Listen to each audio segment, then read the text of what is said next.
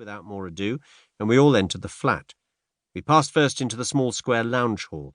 A door on the right of it was half open. The manager indicated it with a nod. "The dining room." Dr. Hawker led the way. We followed close on his heels. As we entered the room, I gave a gasp.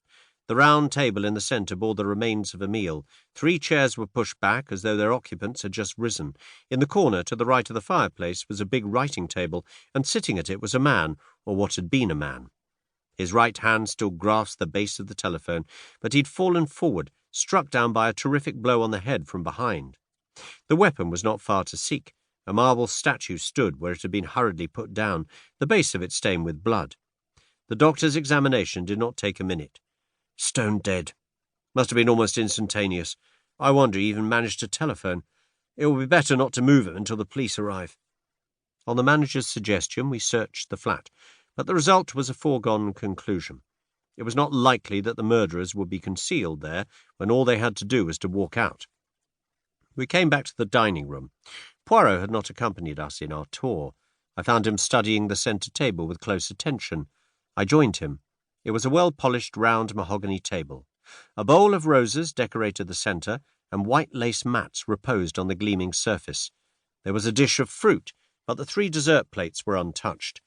There were 3 coffee cups with the remains of coffee in them, 2 black, 1 with milk. All 3 men had taken port, and the decanter, half full, stood before the centre plate. One of the men had smoked a cigar, the other 2 cigarettes. A tortoise-shell and silver box, holding cigars and cigarettes, stood open upon the table. I enumerated all these facts to myself, but I was forced to admit that they did not shed any brilliant light on the situation.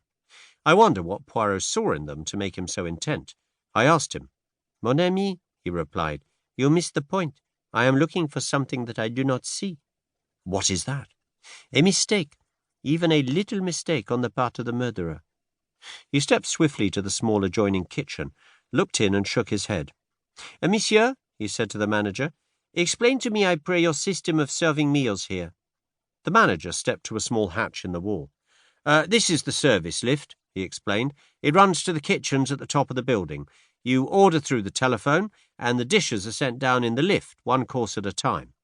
The dirty plates and dishes are sent up in the same manner.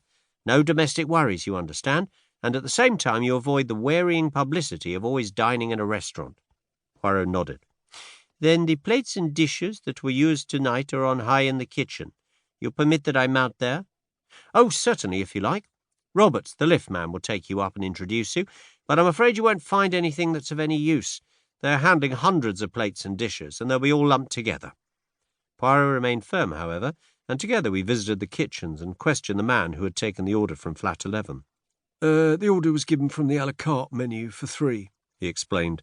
Soup julienne, a filet de sole normande, tournedos of beef, and a rice soufflé. What time? Just about 8 o'clock, I should say. No, I'm afraid the plates and dishes have been all washed up by now. Unfortunate. You're thinking of fingerprints, I suppose?" "Not exactly," said Poirot, with an enigmatical smile. "I am more interested in Count Foscatini's appetite. Did he partake of every dish?" Yes, but of course I can't say how much of each he ate. The plates are all soiled and the dishes empty. That is to say, with the exception of the rice soufflé. There was a fair amount of that left." "Ah," said Poirot, and seemed satisfied with the fact. As we descended to the flat again, he remarked in a low tone, "We have decidedly to do with a man of method." "Do you mean the murderer, or Count Foscatini?" "The latter was undoubtedly an orderly gentleman. After imploring help and announcing his approaching demise, he carefully hung up the telephone receiver." I stared at Poirot. His words now and his recent inquiries gave me the glimmering of an idea. "You suspect poison?" I breathed. "The blow on the head was a blind?" Poirot merely smiled. We re-entered the flat to find the local inspector of police had arrived with 2 constables. He was inclined to resent our appearance, but Poirot calmed him with the mention of our Scotland Yard friend, Inspector Japp, and we were accorded a grudging permission to remain. It was a lucky thing we were, for we had not been back 5 minutes before an agitated middle-aged man came rushing into the room with every appearance of grief and agitation. This was Graves, valet butler to the late Count Foscatini. The story he had to tell was a sensational one. On the previous morning, 2 gentlemen had called to see his master.